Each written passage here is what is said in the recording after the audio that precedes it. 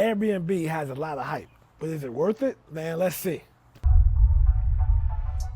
All right, guys, as you know, in January, I started out with doing a Airbnb, my first one. I actually own this. This is not arbitrage. This is something I own, and nothing against the arbitrage. I just like to own my stuff to get the bonuses that real estate come with, which is the appreciation, the tax write-off, and the depreciation, right?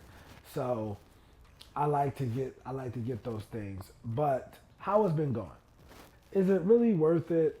And we're going to get into that towards the end. But let me just tell you my experience first. So, Airbnb, my first one in a established neighborhood, older neighborhood. There is an attraction. I'm close to the downtown area. So therefore, of this particular city, there's a baseball area in town, etc. That's not too far. So there is some tourist attractions, places to eat, etc. So I'm in a nice part of town, and instead of flipping this, man, I decided to hold it. So let's start with January. In January, man, bookings were slow. It was real slow. It had me questioning myself. Is this even worth it? So I was literally questioning myself, man. Bookings were extremely slow in January. In this joint, man, I probably had like 2 bookings in January. February, it picks up more, right? And then it started to pick up more in March. April, I'm getting a lot of hits. And what happened in April, I got superhost status. The way you get superhost status is you maintain a 4.8 rating or higher. And I think I had about 10 people, rent, and I maintained a 4.8. So I guess they gave me the superhost status. And yeah, and then with superhost status, the benefits of it is that you get to be seen. Airbnb will push you up in their algorithm so you can be seen because you're a superhost. You don't cancel their stuff. So for example, if I would have somebody would have booked my spot and I would have said, "Oh, you can't stay here," and I would have canceled that, and just for no reason, just because you can't stay here, then I would have lost superhost status and I wouldn't have never got it. So superhost, you have to be a good host. You have to maintain a 4.8 rating. If you do cancel somebody's stays for whatever reason, so a reason that somebody might cancel a stay is, well, this person is only booking the weekend, but I got this guy want to book for the whole month, and the whole month I can probably make 2,400 versus this $200 weekend. And you cancel that $200 weekend, that will go against your record. So you might want to work that out with the $200 guy and say, hey, listen, what if I can pay you, or I can do this to accommodate you to get that person to cancel. And I almost had to come across that situation, and we'll get to that story as well. So on the Airbnb side, it was going well, got superhost status, and it was a lot easier than I thought. And this what kept me from doing it. So what I did, I got an electronic keypad. And with the electronic keypad, one of the things that I did is I can program it from my phone. I got one that I can program from my phone, and I got it off of Amazon. You know what? The one I got from Amazon, I'm gonna put the link in the description so you can check it out.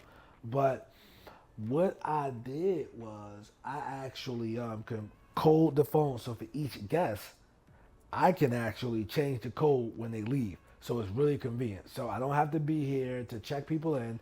I give them the code, they come in, okay? Another thing, I have a mom and pop cleaning company, a regular mom and pop. And I got a good relationship with the owner.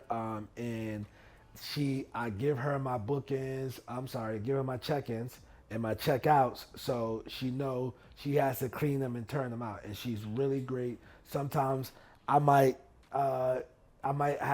have to work a little faster because somebody's checking in 3 hours or so later. So she's really great, great company to work with. So I'm gonna put them in the description if you're in the Charlotte, North Carolina area. This cleaning company is pretty cool, and so I have a good relationship with them and that cleaning company. So it's been really hands off, which surprised me. It's really hands off. I had some incidents with the air went out, but sent my HVAC guy. I did have to fix the roof. And fortunately, the guests did give me some good feedback. Still gave me good feedback. And this is why I like to own it, because if I own it, I know I'm gonna do the right thing. If I'm doing a rental arbitrage thing and somebody else own it and now they gotta pay $4,000 for a new roof, or the HVAC system go out and it was a simpler repair, but you know how fast are they going to do it or if they're going to do it. So with that being said, man, I did have to replace the roof, and for me replacing the roof, that was $4,000, which I'm fine with that. I got a 30-year architecture roof, and the air did go out, and I still got good feedback from those people. And I got two opinions. One person said, "Oh, you got to change the whole unit." Another person said, "Hey, man, the electrical in your box went out. I switched out the button in the panel. You're good to go."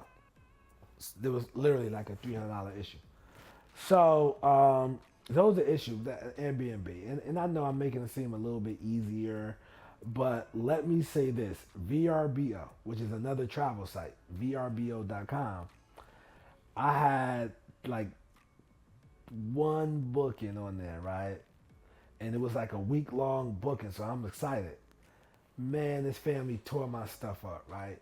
They tore my stuff up. I'm like, yo, they peeled my bathtub. They broke my whiteboard where it hold the markers. They broke that off.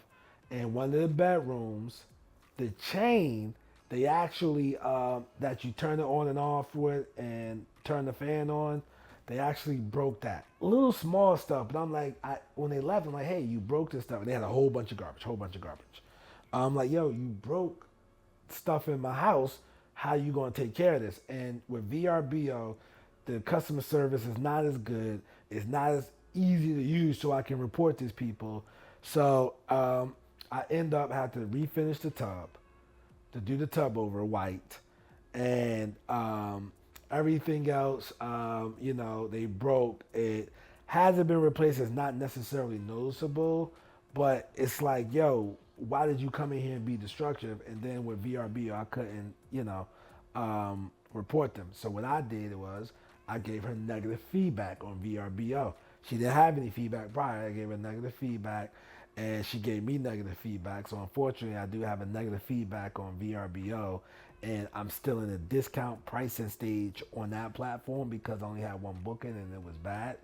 So when I say discount rate, what that means is when you're newer to these platforms, they recommend you discount the rate so you can get some feedback and your recommendations go up and get pushed up in the algorithm. So that's what I've been through. So that was the horror part. So you gotta take the good with the bad. But let's get to it. Is it really worth it, right?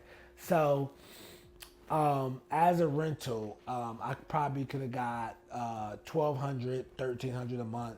$1,200 with the flu off, but $1,300. So let's be conservative and say somebody would have came and a great tenant and would have said, hey, listen, can I get this 3-bedroom, 1-bath for $1,200? Let's see what we have. So $1,200 times 5, because I'm in the 5th month right now, it's $6,000. Okay, so we got $6,000 as a rental, and that's gross rent. Okay, and what I mean by gross rent, I would have had to pay the management fees, their 10%. So let's say that's $600 off of that, and anything else that came up. However, with Airbnb, I'm at like 7,500. Okay, so far in May, I'm at 7,500, and we're just in the beginning of May right now. So by the end of May, I could be at 8,000 easy. So I have a cleaning fee, but what happens with the cleaning fee? It gets passed on to the person renting your spot, and I don't make money off my cleaning fee. I just pass that expense on to the cleaning lady. So overall, man, of course, Airbnb has their fees, but overall, and I'm talking about $7,500 to me after Airbnb. So with that being said, yeah, Airbnb, you can make money. I see the potential in this if I really grow it and get, better houses and such. So Airbnb, you can definitely make more than a rental. It's a great business model to do, and you should highly look into it. And that's my story. But if you want to know how I find these types of deals, man, listen, just go to nonweekcourse.com. I'm going to give you my free course. It's based off wholesaling, but it's how I find these particular deals, and you can use that in today's market, man. Also, underneath me, just check out the first video about my Airbnb when I did it, man. Just check it out, and I'll see you in the next vid. Peace.